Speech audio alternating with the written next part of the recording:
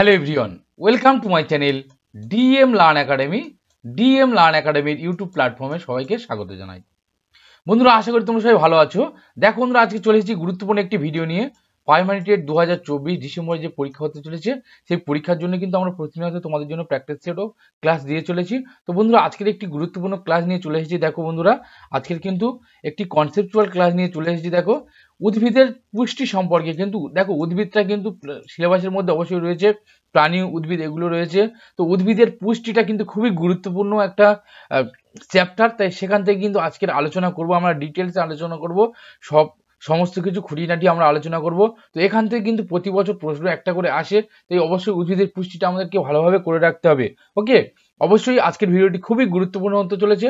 অবশ্যই তোমরা কেউ স্কিপ না করে শেষ পর্যন্ত অবশ্যই করে দেখো, এবং তোমরা যারা আমার চ্যানেল নতুন এখনো সাবস্ক্রাইব করোনি, তোমরা চটপট করে সাবস্ক্রাইব করে নাও, নাহলে গুরুত্বপূর্ণ ভিডিওগুলো তোমরা অবশ্যই করে মিস করে যাবে। এবং দেখো, অবশ্যই করে তোমরা যদি পিডিএফ পেতে চাও, অবশ্যই তোমরা পিডিএফ গুলো পেতে পারো। দেখো, আমার টেলিগ্রাম গ্রুপে যুক্ত হয়ে যাও, এবং যদি একটু ভালো লাগে তাহলে প্রত্যেকে একটু লাইক করে দাও, ওকে, সুন্দর হাত দিয়ে, এবং বন্ধুদের মধ্যে একটু শেয়ার করে দাও। যদি কোথাও কোনো সমস্যা থাকে বা কেমন ধরনের তোমরা প্র্যাকটিস সেট বা ক্লাস পেতে চাও, অবশ্যই করে তোমরা কমেন্টে জানাও। ওকে, তো বন্ধুরা চলো, আজকের ভিডিওটি খুবই গুরুত্বপূর্ণ হতে চলেছে, তাই স্কিপ না করে শেষ পর্যন্ত দেখি আমরা সবাই মিলে কি রয়েছে দেখি ভিডিওটির মধ্যে। উদ্ভিদের পুষ্টি একটি গুরুত্বপূর্ণ অধ্যায়, সেখান থেকে কিন্তু আজকে ডিটেলসে আমরা আলোচনা করব। চলো দেখো, উদ্ভিদের পুষ্টি দেখো, উদ্ভিদ পুষ্টি আর প্রাণী পুষ্টি। ওকে, এই দুটো রয়েছে, যে উদ্ভিদ পুষ্টি এবং প্রাণী পুষ্টি। এই দুটো পুষ্টির মধ্যে কিন্তু সবথেকে গুরুত্বপূর্ণ হচ্ছে উদ্ভিদ পুষ্টি। ওকে, তো উদ্ভিদ পুষ্টিটা তোমাদের অবশ্যই করে কিন্তু ভালোভাবে করে রাখতে হবে। দেখো, সকল প্রকার সবুজ উদ্ভিদের নিজের খাদ্য নিজেরাই সংশ্লেষ করতে পারে। তাহলে উদ্ভিদ তারা কি করছে, নিজের খাদ্য কিন্তু নিজেরা সংশ্লেষ করতে পারছে। নিজের দিয়ে খাদ্য সংশ্লেষ করে পুষ্টি সাধন করাকে বলা হচ্ছে সবুজ পুষ্টি বা অটোট্রফিক নিউট্রিশন। ওকে, তো দেখো, তাহলে উদ্ভিদ তাদের খাদ্য তারা নিজেরা তৈরি করছে এবং নিজের দিয়ে খাদ্য সংশ্লেষ করে পুষ্টি সাধন করে কি বলা হচ্ছে, সবুজ পুষ্টি বলা হয়। ওকে, এবার সবুজ পুষ্টি সম্পূর্ণকারী জীবদের সবুজি বা অটোট্রফস বলা হয়। তাহলে সবুজি কাদের বলবো না, যারা সবুজি পুষ্টি সম্পূর্ণ করে তারা হচ্ছে কি সবুজি বা অটোট্রফস বলা হয় তাদেরকে। ওকে, আর যেসব উদ্ভিদ নিজেরা খাদ্য সংশ্লেষে অক্ষম, বিভিন্ন জৈব বস্তু বা মৃতদেহ এবং আশ্রয়দাতা উদ্ভিদ থেকে পুষ্টি রস শোষণ করে পুষ্টি সম্পূর্ণ করে তাদেরকে পরভোজী পুষ্টি বলা হয়। তাহলে দেখো, আমরা একটু যদি নিচের যে একটা চার্ট রেখেছি, দেখো এটাকে যদি আমরা একটু দেখে নিই তাহলে খুব ভালোভাবে তাহলে আমাদের পরিষ্কার হয়ে যাবে। দেখো, উদ্ভিদকে কিন্তু আমরা দুটো পুষ্টি, দেখো উদ্ভিদকে আমরা দুটো ভাবে ভাগ করি, একটা হচ্ছে সবুজি আর একটা হচ্ছে কি পরভোজী। ওকে, তাহলে সবুজি কাদের বলবো না, যারা সবুজি পুষ্টি সম্পূর্ণ করে তাদের হচ্ছে যারা সম্পূর্ণ করে সবুজি পুষ্টি, তারা হচ্ছে কি সবুজি বা অটোট্রফস। আর যারা কি হচ্ছে পরভোজী পুষ্টি সম্পূর্ণ, অর্থাৎ কিছু বিভিন্ন জৈব বস্তু, মৃতদেহ, আশ্রয়দাতা উদ্ভিদের থেকে কি হয়, তারা পুষ্টিরস শোষণ করে তাদের নিজেদের পুষ্টি সম্পূর্ণ করে, তারা হচ্ছে কি পরভোজী। ওকে, এবার দেখো, পরভোজীকে আমরা চারটে ভাগে ভাগ করেছি। দেখো, এখানে মৃতজীবী, পরজীবী, মিথজীবী আর পতঙ্গভুক। দেখো, এই চারটে কিন্তু সবথেকে গুরুত্বপূর্ণ। এই চারটে অংশ আমাদের, এই চারটে ভাগকে খুব ভালোভাবে কিন্তু পড়তে হবে। এদের বিশেষ করে উদাহরণগুলো আমাদেরকে কিন্তু খুবই মাথায় রাখতে হবে। দেখো, মৃতজীবীর উদাহরণ হচ্ছে ছত্রাক, আর পরজীবী সরলতা, মৃতজীবী লাইকেন, আর পতঙ্গভুকের এখানে একটা একটা করে উদাহরণ দেওয়া আছে। আমরা এগুলোকে ডিটেলসে দেখে নেবো। দেখো, তাহলে পরভোজী কাদের বলবো না, পরভোজী পুষ্টি সম্পূর্ণ উদ্ভিদদের হেটারোট্রফস বা পরভোজী বলে। ওকে, এবারে পরভোজী পুষ্টি সম্পূর্ণ উদ্ভিদদের প্রধানত চারটে ভাগে ভাগ করা আছে। দেখো, এখানে আমি একটু আগে দেখিয়ে দিলাম যে পরভোজী পুষ্টি সম্পূর্ণ উদ্ভিদদের প্রধানত চারটে ভাগে ভাগ করা আছে। কি কি দেখো, মৃতজীবী, পরজীবী, মিথজীবী, ওকে, আর পতঙ্গভুক, এই চারটে ভাগে ভাগ করা হয়েছে। তো এই চারটে আমরা ডিটেলসে দেখে নেব কি কি রয়েছে। আর পরভোজী উদ্ভিদ বা সবুজি পুষ্টি, পরভোজী পুষ্টি এবং পরভোজী সবুজি উদ্ভিদকে আমরা একটু ডিটেলসে দেখে নেব। চলো দেখো, অটোট্রফস বা সবুজি। ওকে, দেখো, অটোট্রফস বা সবুজি কাদের বলবো, যেসব সবুজ জীব নিজেদের দিয়ে খাদ্য সংশ্লেষ করে পুষ্টি সাধন করে। অর্থাৎ যারা নিজের দিয়ে খাদ্য সংশ্লেষ করে পুষ্টি সাধন করে তারা হচ্ছে কি সবুজি বা অটোট্রফস। ওকে, এবার দেখো, উদ্ভিদের সবুজি পুষ্টিতে পদ্ধতি তরল গ্যাসীয় অবস্থায় সরল ও অজৈব খাদ্য উপাদান শোষণ করে নিজের দিয়েই খাদ্য প্রস্তুত করায়, এইরকম পুষ্টিকে বলা হচ্ছে কি হলোফাইটিক পুষ্টি। তাহলে কি হচ্ছে, এই স্বভোজী উদ্ভিদ যারা তারা নিজের দেহে স্বভোজী পুষ্টি পদ্ধতিতে কি হচ্ছে, তরল ও গ্যাসীয় অবস্থার সরল ও অজৈব খাদ্য উপাদানগুলি শোষণ করে তারা নিজেদের খাদ্য প্রস্তুত করে। তাই এই পুষ্টিকে বলা হচ্ছে কি, হলোফাইটিক পুষ্টি। তাহলে হচ্ছে স্বভোজী পুষ্টিকে কি বলা হয়, হলোফাইটিক পুষ্টি, ওকে, বা হলোফাইটিক নিউট্রিশন, ওকে। তো উদাহরণ দেখো, সকল প্রকার সবুজ উদ্ভিদ অবশ্যই করে তারা নিজেদের খাদ্য নিজেরা তৈরি করতে পারে। ক্লোরোফিলযুক্ত এককোষী প্রাণী দেখো, যেমন ইউগ্লিনা, কাইসামিবা, ক্লোরোফিলযুক্ত ব্যাকটেরিয়া, রোডোসিউডোমোনাস। দেখো এইটা খুবই গুরুত্বপূর্ণ, রোডোস্পাইরিলাম, অর্থাৎ যদি বলে ক্লোরোফিলযুক্ত দুটি ব্যাকটেরিয়া বা ক্লোরোফিলযুক্ত একটি ব্যাকটেরিয়ার চারটে অপশন দিয়ে দিলে দেখো, মনে রাখতে হবে যে ক্লোরোফিলযুক্ত ব্যাকটেরিয়া হচ্ছে কি, রোডোসিউডোমোনাস ও রোডোস্পাইরিলাম। আর যে ক্লোরোফিলযুক্ত এককোষী প্রাণীগুলি কি কি দেখো, ইউগ্লিনা ও কাইসামিবা। এগুলো কিন্তু খুবই গুরুত্বপূর্ণ, মনে রাখতে হবে। এখান থেকে কিন্তু অবশ্যই করে প্রশ্ন আসবেই। এবার দেখো স্বভোজী পুষ্টি, অটোট্রপিক নিউট্রিশন। দেখো, যে পুষ্টি প্রক্রিয়া জীবেরা নিজেদের খাদ্য নিজেরা সংশ্লেষ করে পুষ্টি সম্পন্ন করে তাদেরকে বলা হচ্ছে কি, স্বভোজী পুষ্টি বা অটোট্রপিক নিউট্রিশন, ওকে। তো যে পুষ্টি প্রক্রিয়ায় জীবেরা তাদের নিজের খাদ্য নিজেরা সংশ্লেষ করে কি তৈরি করে, সেটা হচ্ছে কি স্বভোজী পুষ্টি। এবারে এইরকম দুটি পর্যায়ে ঘটে। একটা হচ্ছে কি দেখো, প্রথম পর্যায়ে খাদ্য সংশ্লেষ ঘটে এবং দ্বিতীয় পর্যায়ে সংশ্লেষিত খাদ্যের আত্তীকরণ ঘটে। তাহলে প্রথমে কি হচ্ছে, খাদ্যের সংশ্লেষ ঘটছে, তারপরে কি হচ্ছে, খাদ্যের আত্তীকরণ ঘটছে। এই দুটো কিন্তু পর্যায়ে কিন্তু পুষ্টিটা ঘটে থাকে, স্বভোজী পুষ্টিটা, ওকে। তো চলো নেক্সট। এবার দেখো পরভোজী। দেখো পরভোজী বা হেটারোট্রপস।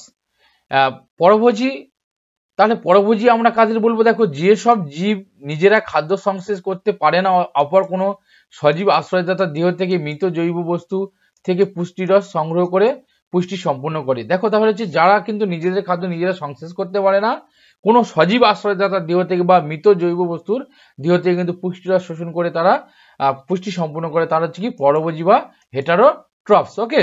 এবারে এর উদাহরণগুলো আমরা একটু দেখে নিই। দেখো বিভিন্ন প্রকারের ছত্রাক, স্বর্ণলতা, রাফলেসিয়া, লাইকেন, কলসপট্টি। অবশ্যই কলসপট্টিটা দেখো ঘটের মতন বা ঘটপট্টি, কলসপট্টি বা ঘটপট্টি, যখন এখানে কিন্তু কোনো পতঙ্গ বসে তখন এই ঘটের চাপাটা পড়ে যায় এবং তারা এই যে বিভিন্ন প্রাণীর রস শোষণ করে, নাইট্রোজেন রস শোষণ করে, সেখান থেকে কিন্তু তারা পুষ্টি সম্পূর্ণ করে, ওকে।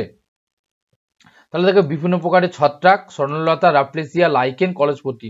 তাহলে পরভোজী উদ্ভিদের উদাহরণগুলো কি কি দেখো, স্বর্ণলতা, ছত্রাক, রাফলেসিয়া, লাইকেন, কলসপট্টি। তারপরে দেখো পরভোজী পুষ্টি, মানে পরভোজী উদ্ভিদ বা পরভোজী কারা, সেটা আমরা জানলাম যারা কি হচ্ছে, নিজেরা খাদ্য সংশ্লেষ করতে পারে না, সজীব আশ্রয়দাতার দেহ থেকে মৃত জৈব বস্তু থেকে পুষ্টিরস সংগ্রহ করে পুষ্টি সম্পূর্ণ করে, তারা হচ্ছে কি পরভোজী, ওকে। আর পরভোজী পুষ্টি কাকে বলবো না, যে পুষ্টি প্রক্রিয়ায় জীবেরা নিজেদের খাদ্য নিজেরা সংশ্লেষ করতে পারে না অপর কোনো আশ্রয়, অর্থাৎ যে পুষ্টি প্রক্রিয়ায় নিজেদের খাদ্য নিজেরা সংশ্লেষ করতে পারে না, অপর কোনো আশ্রয়দাতার দেহ থেকে অথবা মৃত জৈব বস্তু থেকে পুষ্টিরস শোষণ করে পুষ্টি সম্পূর্ণ করে, তাকে বলা হচ্ছে কি পরভোজী পুষ্টি, ওকে, বা হেটারোট্রপিক নিউট্রিশন। এবার দেখো এখানে কি হচ্ছে, পরজীবী উদ্ভিদগুলো কি কি, স্বর্ণলতার যে চোষক মূলটা দেখো এখানে দিয়ে দিয়েছে, চোষক কিভাবে চষে নেয়। তারপরে হচ্ছে কি রাফলেসিয়া, ওকে, আর এটা কলসপট্টি বা ঘটপট্টি। এগুলো তাহলে হচ্ছে কি পরভোজীর উদাহরণ।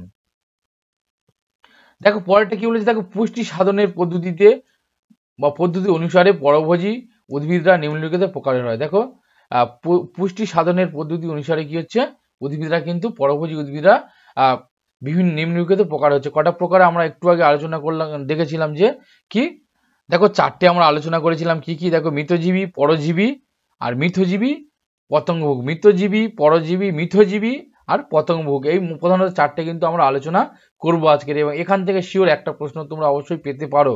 দেখো মৃতজীবী কাকে বলবো আমরা, দেখো যেসব উদ্ভিদ পচা গলা উদ্ভিদের বা প্রাণীর দেহাবশেষ বা কোনো প্রকার জৈব বস্তু থেকে পুষ্টিরস শোষণ করে পুষ্ট হয়, তাদেরকে বলা হচ্ছে কি মৃতজীবী বা স্যাপ্রোফাইট। তাহলে স্যাপ্রোফাইট কাদের বলবো আমরা, দেখো যেসব উদ্ভিদ মৃত পচা গলা উদ্ভিদ বা প্রাণীর দেহাবশেষ থেকে অপর কোনো জৈব বস্তু থেকে কিন্তু পুষ্টিরস শোষণ করে, তারা হচ্ছে কি মৃতজীবী। যেমন দেখো কি হচ্ছে অ্যাগারিকাস, ব্যাঙের ছাতা, আমরা জানি এগুলি পচা কোনো খড়ের গাদায় বা কোনো জায়গায় সেখানে কিন্তু তৈরি হয় এই যে ব্যাঙের ছাতা বা অ্যাগারিকাস। তারপর ইস্ট, মিউকর, পেনিসিলিয়াম প্রভৃতি এই প্রকারের উদ্ভিদ, ওকে। তাহলে দেখো কি হচ্ছে ব্যাঙের ছাতা, তারপরে কি মিউকর, ইস্ট, পেনিসিলিয়াম। ওকে, তো এগুলো কি হচ্ছে কি সমস্ত কিছু কি মৃতজীবী উদ্ভিদ। ওকে, চলো নেক্সট। তারপরটা দেখো বলেছে মৃতজীবী দু রকমের হয়। মৃতজীবী আবার দু রকমের হচ্ছে কি কি দেখো, পূর্ণ মৃতজীবী আর একটা হচ্ছে কি আংশিক মৃতজীবী। অর্থাৎ যারা সরাসরি কোনো মৃতদেহাবশেষ থেকে পুষ্টিরস শোষণ করে, যেমন কি হচ্ছে অ্যাগারিকাস আর মিউকর। দেখো পূর্ণ মৃতজীবী অর্থাৎ যারা সরাসরিভাবে কোনো মৃত দেহ বা মৃত জীব দেহ অবশেষ থেকে পুষ্টিরস শোষণ করে, সেগুলো হচ্ছে কি অ্যাগারিকাস বা মিউকর। তারা হচ্ছে কি পূর্ণ মৃতজীবী, তারা পুরোপুরিভাবে কিন্তু সম্পূর্ণভাবে সরাসরি তারা মৃত জীব দেহ থেকে কিন্তু পুষ্টিরস শোষণ করে। আর একটা দেখো আংশিক মৃতজীবী কি দেখো, অর্থাৎ যারা কেবলমাত্র মৃত দেহ অবশেষ থেকে পুষ্টিরস শোষণ করে না, যেমন পাইন গাছের সবজি পুষ্টি সম্পূর্ণ হলেও এদের মূলে অবস্থিত মাইকোরাইজা ছত্রাকের সাহায্যে পরোক্ষভাবে মৃত দেহাবশেষ থেকে জৈব বস্তু শোষণ করে। এই পাইন গাছকে কি বলা হচ্ছে আংশিক মৃতজীবী বলা হয়। ওকে, তাহলে দেখো তার যারা সরাসরি কিন্তু মৃত বা জীবের দেহাবশেষ থেকে কিন্তু পুষ্টিরস শোষণ করে না, তারা কি করে গাছের সবজি পুষ্টি সম্পূর্ণ হলে এদের মূলে অবস্থিত যে সকল মাইক্রোরাইজা যেগুলো ছত্রাক থাকে, সেই ছত্রাকের সাহায্যে কিন্তু তারা পরোক্ষভাবে মৃত দেহাবশেষ থেকে জৈব বস্তু শোষণ করে নেয়। তাদেরকে বলা হচ্ছে কি আংশিক মৃতজীবী। আর তার উদাহরণ কি হচ্ছে পাইন গাছ। ওকে, পাইন গাছকে কিন্তু আংশিক মৃতজীবী বলা হয়। ওকে, তারপর দেখো মৃতজীবী পুষ্টি। মৃতজীবী পুষ্টি কাকে বলবো না, যে পুষ্টি এটা পুষ্টি প্রক্রিয়া হবে, যে পুষ্টি পদ্ধতিতে পচা গলিত উদ্ভিদ ও প্রাণীর দেহাবশেষ থেকে পুষ্টিরস শোষণ করে পুষ্টি সম্পূর্ণ হয় তাকে বলা হচ্ছে কি মৃতজীবী পুষ্টি। ওকে, তাহলে যে পুষ্টি পদ্ধতিতে পচা গলা উদ্ভিদ ও প্রাণীর দেহাবশেষ থেকে কিন্তু পুষ্টিরস শোষণ করা হয়, সেই পুষ্টি বা সেই পদ্ধতিকে বলা হচ্ছে কি মৃতজীবী পুষ্টি। ওকে, চলো তারপর দেখো পরজীবী। পরজীবী বা প্যারাসাইট। দেখো পরজীবী বা প্যারাসাইট কাকে বলবো আমরা, দেখো যেসব উদ্ভিদ কোনো সজীব আশ্রয়দাতার দেহ থেকে পুষ্টি শোষণ করে। তাহলে আমরা মৃতজীবীটা কি দেখলাম, যার যে পচা গলিত দেহ বা জীব দেহের দেহাবশেষ থেকে কিন্তু যারা পুষ্টিরস শোষণ করছে তারা হচ্ছে কি মৃতজীবী। আর পরজীবী কি হচ্ছে যারা সজীব আশ্রয়দাতার দেহ থেকে পুষ্টিরস শোষণ করছে, তারা হচ্ছে কি পরজীবী। ওকে, বা প্যারাসাইট। যেমন কি হচ্ছে দেখো স্বর্ণলতা, রাফলেসিয়া, ফাইটোপথোরা, পাক্সিনিয়া ইত্যাদি। তাহলে কি হচ্ছে পরজীবীর উদাহরণগুলো কি কি মনে রাখতে হবে, সব থেকে গুরুত্বপূর্ণ যেগুলো সেটা হচ্ছে স্বর্ণলতা, রাফলেসিয়া, ফাইটোপথোরা, পাক্সিনিয়া। ওকে, ইত্যাদি। এবার দেখো যেসব উদ্ভিদ পুষ্টির জন্য সম্পূর্ণভাবে পোষক জীবের উপর নির্ভরশীল তাদের পূর্ণ পরজীবী বলে। তাহলে যেসব পুষ্টির জন্য সম্পূর্ণভাবে পোষক জীবের উপর নির্ভরশীল তারা হচ্ছে কি পূর্ণ পরজীবী, যেমন হচ্ছে কি স্বর্ণলতা। আর অপরদিকে কি হচ্ছে যেসব উদ্ভিদ পুষ্টির জন্য পোষক উদ্ভিদের উপর সম্পূর্ণ নির্ভর করে না, সেগুলো হচ্ছে কি আংশিক পরজীবী, যেমন শ্বেতচন্দন। দেখো এরকম ভাবে প্রশ্ন হতে পারে, পরজীবীর উদাহরণ না বলে বললো যে আংশিক পরজীবীর উদাহরণ কোনটি বা পূর্ণ পরজীবীর উদাহরণ কোনটি।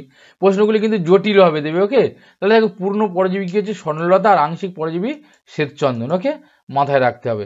তারপরে দেখো পরজীবী পুষ্টি কাকে বলবো, দেখো যে পুষ্টি প্রক্রিয়ায় কোনো সজীব পোষকের দেহ থেকে পুষ্টিরস শোষণ করে পুষ্টি সম্পূর্ণ হয়। তাহলে যে পুষ্টি প্রক্রিয়া কোনো সজীব পোষকের দেহ থেকে পুষ্টিরস শোষণ করে পুষ্টি সম্পূর্ণ হচ্ছে তাকে বলা হচ্ছে কি পরজীবী পুষ্টি। ফলে হচ্ছে পোষক ক্ষতিগ্রস্ত হয় এবং পরজীবী উপকৃত হয়। অর্থাৎ পোষক কিন্তু ক্ষতিগ্রস্ত হয়ে যায় আর পরজীবী উপকৃত হয়, তাকে হচ্ছে কি পরজীবী পুষ্টি বলা হচ্ছে। যেমন কি হচ্ছে দেখো এখানে স্বর্ণলতা।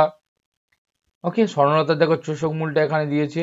আর তারপরে দেখো রাফলেসিয়া, এছাড়া কি হচ্ছে শ্বেতচন্দন, এগুলো কিন্তু পরজীবী পুষ্টির উদাহরণ। ওকে, এদের মধ্যে পরজীবী পুষ্টি দেখা যায়। চলো নেক্সট।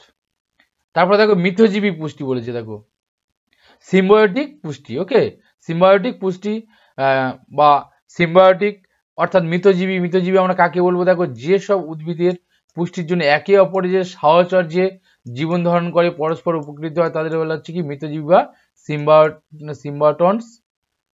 সিম্বায়োটিক হবে সিম্বায়োটিক পুষ্টি বলে। ওকে, এই সিম্বায়োটিক বলা হয়। দেখো সিম্বায়োটন্স বা সিম্বায়োটিক বলা হচ্ছে কি মৃতজীবী কাদের বলা হচ্ছে না, যেসব উদ্ভিদ পুষ্টির জন্য একে অপরের সাহচর্যে জীবন ধারণ করে পরস্পর উপকৃত হয় একে অপরের সাহচর্যে। তাহলে প্রথমটা দেখো মৃতজীবী অর্থাৎ এরা কিন্তু প্রাণীর দেহ, পচা গলার দেহ বা দেহাবশেষ থেকে কিন্তু তারা পুষ্টিরস শোষণ করে। আর পরজীবী কি হচ্ছে কোনো উদ্ভিদ, ঠিক আছে, সজীব উদ্ভিদের থেকে কিন্তু তারা পুষ্টিরস শোষণ করে উপকৃত হয়। বা বেঁচে থাকে।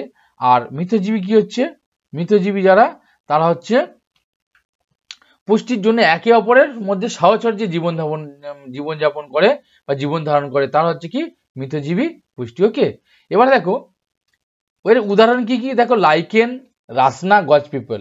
তাহলে এর উদাহরণ কি হচ্ছে লাইকেন, রাসনা, গজ পিপল। মাথায় রাখতে হবে যে মিথজীবী পুষ্টির উদাহরণ কি লাইকেন, রাসনা আর গজ পিপল ইত্যাদি।